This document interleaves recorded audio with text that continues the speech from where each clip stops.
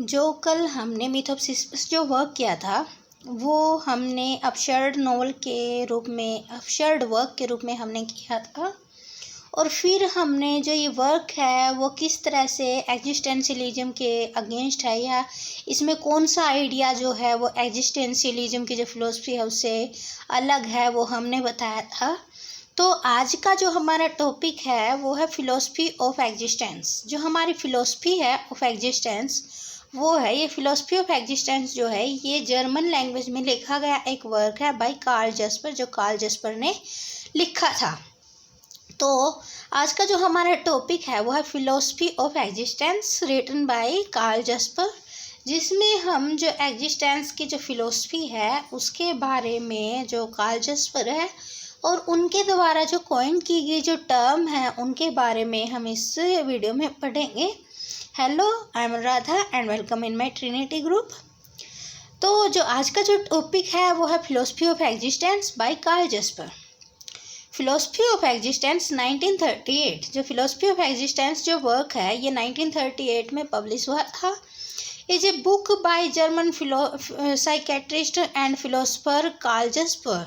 और ये एक बुक है जो कि जर्मन साइकेट्रिस्ट और फिलोसफर कार्ल जस्पर ने लिखी थी। तो क्या है ये बुक, हमारे जो जर्मन साइकेट्रिस्ट हैं और फिलोसफर हैं उन्होंने लिखी थी द फिलोसफी ऑफ एग्जिस्टेंस, जो 1938 में पब्लिश हुई थी। It is both discussed on history of philosophy and existentialism. और जो ये बुक है इट इज़ ए बोथ, ये क्या करती डिस्कस्ड, क्या करती है डिस्कशन है on the history of philosophy, जिसमें क्या है हिस्ट्री, जो फिलोसफी की जो हिस्ट्री है, फिलोसफी का मतलब क्या होता है दर्शन शास्त्र, एंड एग्जिस्टेंशियलिज्म, एग्जिस्टेंशियलिज्म का मतलब होता है अस्तित्ववाद। क्या होता है अस्तित्ववाद। तो हमने कल जो एग्जिस्टेंशियलिज्म की जो फिलोसफी है उसके बारे में पता किया था, तो हमें ये पता चला था कि जो ह्यूमन बीइंग है वो सोसाइटी में रहते हैं as a social human being, वो सोसाइटी में रहते हैं, उनके कुछ रूल होते हैं, रेगुलेशन होते हैं। लेकिन सोसाइटी में रहने के साथ साथ जो ह्यूमन बीइंग है उसकी एक इंडिविजुअल पर्सनैलिटी भी है। वो इंडिविजुअल रूप से खुद को भी क्या है लिए हुए है, मतलब एक जो इंसान है उसका सोसाइटी में रहते हुए भी अपना खुद का अकेले का एक अस्तित्व है। तो यही हमारी एग्जिस्टेंशियलिज्म की फिलोसफी थी। और फिर कैमू ने जो मिथ ऑफ सिसिफस है उसको, और उसने क्रिटिसिज्म की थी किसकी, जो एग्जिस्टेंशियलिज्म की जो फिलोसफी है क्रिटिसिज्म की थी। और उसने वो किस बेस पे की थी, उसने कहा था कि जो एग्जिस्टेंशियलिज्म की जो फिलोसफी होती है इसमें जो इंडिविजुअल है उसको एक होप होती है, एक फेथ होता है। तो इसकी करेक्टरिस्टिक्स क्या है, एक तो लाइफ है, लाइफ को हम जीते हैं, इंडिविजुअल जो लाइफ है वो है। दूसरी है होप। जो एग्जिस्टेंशियल की जो फिलोसफी है इसके जो फिलोसफर है उन्होंने जो करेक्टरिस्टिक्स दी है वो है होप, कि जो व्यक्ति एग्जिस्टेंशियलिज्म की जो फिलोसफी है उसमें बिलीव करता है अपनी लाइफ में अकॉर्डिंग टू एग्जिस्टेंशियलिज्म, जो एग्जिस्टेंशियलिज्म की जो फिलोसफी है उसके अकॉर्डिंग जीता है, तो उसमें क्या होती है होप, कुछ अच्छा होने की होप, कुछ अच्छा होने की होप होती है, फ्यूचर में कुछ अच्छा होने की होप होती है। और फेथ होता है, जो हमारा हमने जो कल वर्क किया था मिथ ऑफ सिसिफस उसमें जो अल्बर्ट कैमू थे उसका भगवान में विश्वास नहीं था, तो वो नास्तिक थे, तो भगवान में उनका किसी तरह का विश्वास नहीं था। लेकिन जो एग्जिस्टेंशियलिज्म वाले जो राइटर हैं उनका भगवान में भी विश्वास है और लाइफ में भी विश्वास है। उन्हें लाइफ में ये विश्वास है कि हमें ये लाइफ मिली है तो इसका कोई मीनिंग है। फेथ किस चीज़ में है, उन्हें भगवान में फेथ है कि भगवान ने हमें ये लाइफ दी है तो इसका कोई ना कोई मीनिंग है, तो उन्हें क्या है भगवान में विश्वास है। अब उसने एक टर्म दी है, क्या दी है डेशिन, क्या दी है डेशिन, एक टर्म दी है। जो डेशिन जो टर्म है वो उसने किसी और के वर्क से ली है। जो डेशिन है ये एक टर्म है जो उसने जो ये टर्म है वो जर्मन वर्ड से बनी है। डेशिन इज ए जर्मन वर्ड, एक जर्मन वर्ड है। दैट मीन बीइंग देयर, इसका मतलब होता है बीइंग देयर, मतलब यहाँ पर प्रेजेंस का मतलब होता है प्रेजेंस, उपस्थिति। And often translated into English with the word existence, और इस वर्ड को जो डेजिन जो वर्ड है, इसको इंग्लिश में जब हम ट्रांसलेट करते हैं तो इस वर्ड का जो मीनिंग निकलता है वो होता है एग्जिस्टेंस। तो हमारा जो ये वर्क है फिलोसफी ऑफ एग्जिस्टेंस, ये एक जर्मन वर्क है। तो जर्मन वर्क में जो कार्ल जैस्पर है उसने जो डेज इनकी जो टर्म दी है उसको जब हम इंग्लिश लैंग्वेज में ट्रांसलेट करते हैं तो इसका मीनिंग निकलता है एग्जिस्टेंस। एग्जिस्टेंस अस्तित्व, अस्तित्व। तो क्या है, ये जो डेजिन जो टर्म है वो एग्जिस्टेंस से रिलेटेड है। It is a fundamental concept in the existential philosophy of Martin Heidegger. क्या है, it is a fundamental concept, ये एक फंडामेंटल कंसेप्ट है इन द एग्जिस्टेंशियल फिलोसफी। जो एग्जिस्टेंशियल फिलोसफी है उसका ये फंडामेंटल क्या है, कंसेप्ट है ऑफ मार्टिन हेडगर, जो मार्टिन हेडगर ने दिया था। मार्टिन हेडगर ने जो डेजिन की जो टर्म है, जो हमें ये कंसेप्ट है, वो हमारे जो मार्टिन हेडगर है उन्होंने दिया था। It is a form of being that is aware of and must confront such issue as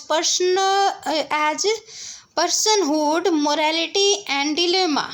It is a form, जो ये टर्म है, इट इज़ ए फॉर्म, ये एक फॉर्म है ऑफ बीइंग, एक व्यक्ति के लिए, दैट इज अवेयर ऑफ, जो क्या अवेयर है, जानता है, उसको जानकारी है, वो अवेयर है, and must confront such issue, और उसे इन इशू के बारे में भी पता होना चाहिए। कौन कौन से इशू हैं? एज ए पर्सनहुड, पर्सनहुड का मतलब क्या होता है कि एक पर्सन है, एक इंसान है, उसके साथ हुड का मतलब जैसे कि जो हमारा चाइल्डहुड है, चाइल्डहुड का मतलब होता है बचपन, तो हुड लग जाता है तो क्या उसकी पूरी जो वो है टाइम पीरियड है उसको वह शो कर देता है। तो उसने कहा पर्सनहुड का मतलब क्या हो गया कि जो उसका ये एज ए व्यक्ति, एज ए इंसान जो है वो, एंड मोरालिटी, और उसके अंदर जो मोरालिटी है, एंड डिलेमा का मतलब क्या होता है? डिलेमा का मतलब होता है जब कोई इंसान जो होता है कन्फ्यूज़न में होता है, कन्फ्यूजिंग जो स्टेटमेंट है माइंड की, उसे हम कहते हैं डिलेमा। तो क्या है?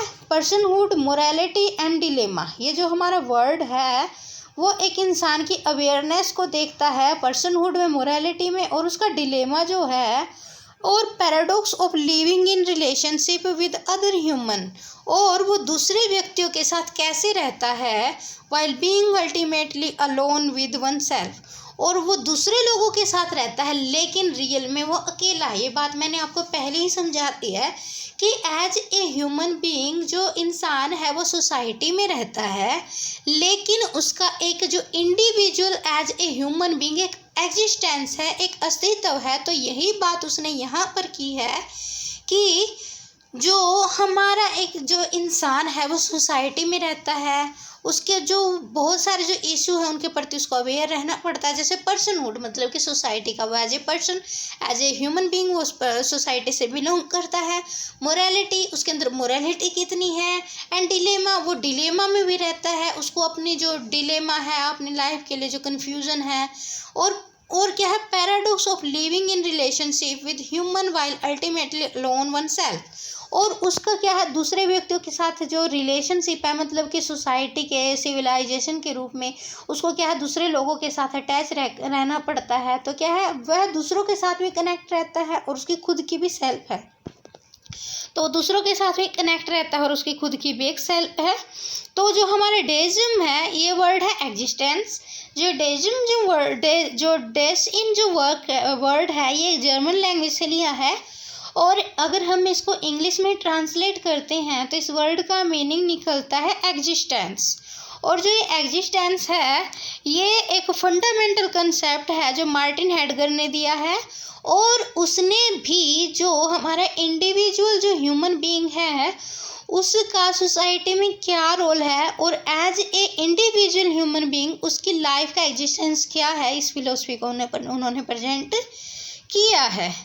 तो आगे क्या है? लीप ऑफ फेथ, और उसने जो नेक्स्ट जो टर्म दी है, वो जो टर्म है वो है लीप ऑफ फेथ, और ये सोरेन किरकेगार्ड की थी। जैसे कि जो डेसिन जो टर्म थी वो मार्टिन हेडगर की थी, तो जो लीप ऑफ फेथ है वो सोरेन किरकेगार्ड की थी। Leap on faith most commonly used meaning as the act of believing और accepting something outside the boundaries of reason.